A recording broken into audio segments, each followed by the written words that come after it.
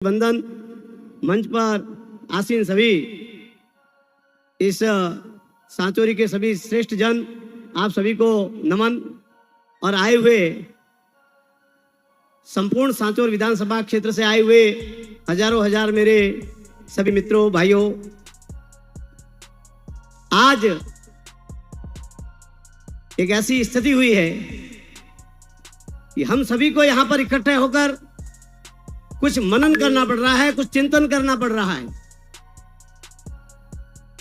और जैसा कि अपने मारवाड़ी में एक कहावत है, ओलंबो घर्रो न दे रहा है, पार कौन न दे रहा है। तो वो ओलंबा वाली बात है। यहां पर हमारे इस संपूर्ण व्यवस्था के अंदर कुछ शब्द गढ़े गए हैं, बनाए गए हैं, जो लोगों को समझाए जाते हैं। जैसे अभी कुछ समय पहले रामचरितमानस की एक चौपाई लेकर उसके आगे और पीछे के चीजों को छोड़कर उस पर हाउ टीवी पर बहुत हुई थी।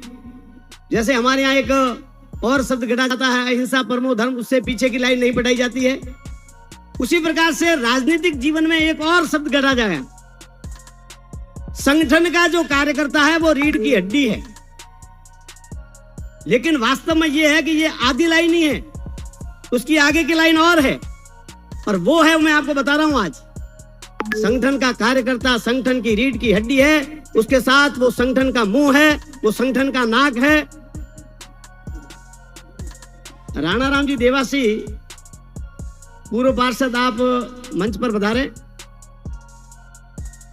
मैं कह रहा था कि वो व्यक्ति केवल रीढ़ की हड्डी नहीं है, वो संगठन की आंख है, संगठन का नाक है, संगठन का कान है, संगठन का मुख है। इस संपूर्ण समाज में क्या हो रहा है, क्या चिंतन हो रहा है, वो बात जाकर वो संगठन को बताता है, अपनी आंखों से देखकर, अपने कानों से सुनकर, और मुख से जाके बताता है कि समाज के अंदर माहौल क्या है। लेकिन जब यह कहा जाता है कि आप अपना मुख बंद कीजिए, नाक बंद कीजिए, आंख बंद कीजिए, केवल आप रीढ़ की हड्डी है, तब इस प्रकार की स्थिति उत्पन्न होती है। जो लोग बड़ी बड़ी शिक्षाएं दे रहे हैं, ज्ञान दे रहे हैं, मैं उनको एक छोटे से शब्दों में कहना चाहता हूं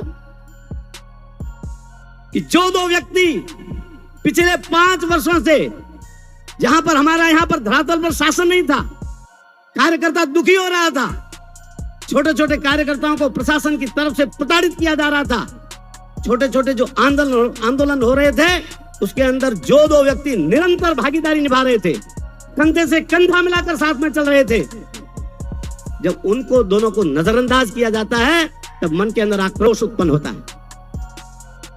हमें कोई फर्क नहीं पड़ता आप जीवाराम जी को दीजिए अथवा दानाराम जी को दीजिए, लेकिन उस व्यक्ति को दीजिए जो धरातल पर खड़ा है, जो सुख दुख में हमारे बीच में खड़ा है, हमारी बात को समझता है। जब इस प्रकार की स्थिति होती है, तब हम सभी को इकट्ठा होना पड़ता है। और जो राजनीति के बहुत ही क्लिष्ट जानकार हैं, उन्होंने तो 5 वर्ष पहले घोषणा कर दी थी कि आने वाले 5 सालों के बाद में ये माननीय श्री जी टिकट लेकर आएंगे। जो ये कह रहे हैं कि मैं संन्यास ले लूंगा अगर मैंने टिकट मांगी है, तो मैं उनको चैलेंज कर रहा हूं। आज भी संगठन के इतने कार्यकर्ता हैं जिन्होंने मुझे व्यक्तिगत रूप से कहा है कि हमें 2 महीने पहले मालूम था कि माननीय सांसद साहब टिकट मांग रहे हैं। अगर वास्तव में शरणनाथ जी की उन्होंने कसम खाई है कि मैं राजनीति का संन्यास लेना चाहता हूं, तो उनको राजनीति से संन्यास लेना चाहिए, क्योंकि उनको भी मालूम है कि उन्होंने टिकट मांगी थी, और कार्यकर्ताओं को भी मालूम है कि उन्होंने टिकट मांगी थी। अगर टिकट मांगनी है तो स्वागत है, आप हमसे सबके आके कहते हैं सभी कार्यकर्ताओं से कि भाई साहब मैं भी मांग रहा हूं, मेरा भी आप नाम दीजिए आगे। किस प्रकार से हमारे बीच में 5 वर्ष तक लगातार आदरणीय जीवाराम जी, आदरणीय दानाराम जी खड़े हुए हैं, भागे हैं, दौड़े हैं। उनने भी कई कार्यकर्ता टिकट मांग रहे थे, वो भी निरंतर भाग रहे थे साथ में। कभी तो आपको दिखना चाहिए हमारे बीच में, दुख में ना सही, कम से कम सुख में तो हमारे साथ रहते। और इस 5 वर्ष के शासनकाल के बारे में मैं आपको बताना चाहता हूं। मैं कुछ आपको प्रश्न कर रहा हूं, आप अपने मन से उत्तर दीजिए। क्या आप गुंडागर्दी से मुक्ति पाना चाहते हैं, हाँ या ना? क्या आप इस भ्रष्टाचार से मुक्ति पाना चाहते हैं? क्या सरेआम जो महिलाओं के साथ अत्याचार हो रहा है उससे मुक्ति पाना चाहते हैं? क्या चारों तरफ सरेआम 4 रास्ते पे किसी व्यक्ति को गोली मारकर हत्या कर दी जाती है, उससे मुक्ति चाहते हैं? इन सब मुक्ति का एक ही उपाय है, इन दोनों में से किसी एक को टिकट दिया जाए। सांचौर के अंदर शांति की गारंटी है तो ये दो लोग हैं। सांचौर के अंदर अगर भ्रष्टाचार की मुक्ति की गारंटी है तो ये दो लोग हैं। सांचौर के अंदर अगर विकास की गारंटी है तो ये दो लोग हैं। मुझे अच्छी तरीके से याद है, मैं जब ग्रामीण अंचल में जाता हूं, मेरा एक कांग्रेसी मित्र है, वो कह रहा है कि गुरुजी आप नाम तो मत देना, लेकिन ईमानदारी से कह रहा हूं, जब जीवाराम जी यहां पर विधायक थे मारवाड़ी में, के खारा उनाड़ा रे मैं भी या खाड़िया में एक वक्त तो पानी आवतो, खारा उनाड़ा में जेठ महीना में।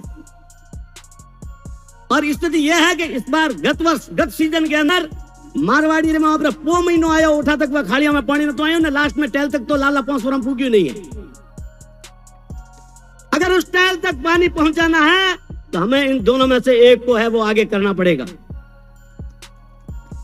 और इसलिए हम यहां पर इस माध्यम से सांचौर की जनता का जो भी मन का भाव है वो हम आगे तक पहुंचाना चाहते हैं। मित्रों, जीत किसी एक व्यक्ति के पास नहीं होती है, जीत हम सभी के पास होती है। हम सभी जो आज हजारों हजार लोग यहाँ पर इकट्ठे हैं, अगर कसम खा के यहाँ से निकला कि प्रत्येक व्यक्ति कम से कम 5 वोट लेकर आएगा, तो मैं आपको गारंटी के साथ कहता हूँ सभी की जमानतें जब्त हो जाएगी। एक भी व्यक्ति जीतना तो छोड़िए, उनकी जमानतें जब्त हो जाएगी अगर हम ये संकल्प लेकर चलें कि हमारे अतिरिक्त हम कम से कम 5 वोट एक व्यक्ति लेकर आएगा।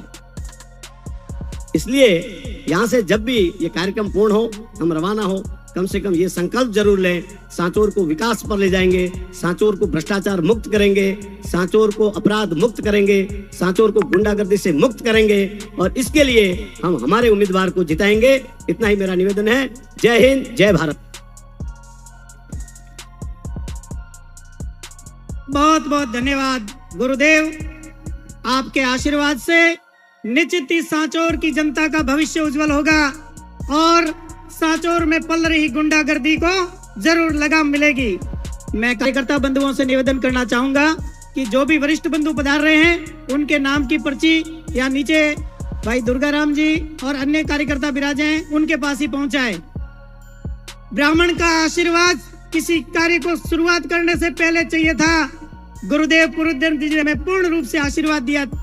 अब मैं बुलाना चाहता हूँ क्षत्रिय माधु सिंह जी विरोल को कि वे पधारे, क्योंकि 36 कौम का साथ चाहिए। इसलिए मैं माधु सिंह जी विरोल से निवेदन करूंगा कि मंच पर पधारें और अपना उद्बोधन प्रदान करें। आया नहीं। मैं निवेदन करूंगा राजेंद्र सिंह जी परावा से